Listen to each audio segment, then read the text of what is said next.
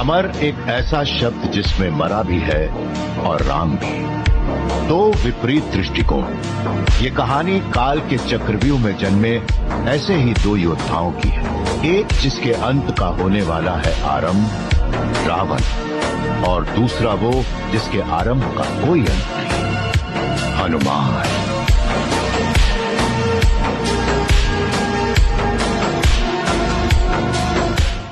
हम वही बलवान रावण हैं जिनकी भुजाओं की लीला कैलाश पर्वत जानता है। हम वही जग प्रसिद्ध प्रतापी रावण हैं जिसके चलने से पृथ्वी इस प्रकार डोलती है जैसे नाव में कोई हाथी सवार।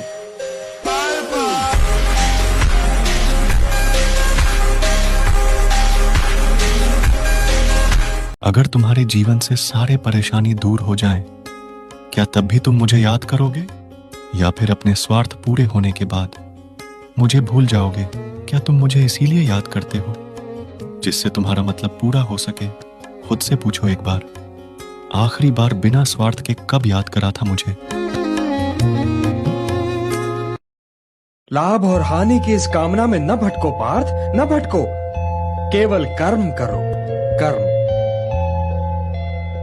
कर्म तो अपने आप ही में पुण्य है, पवित्र है और समाज के लिए कल्याणकारी भी है।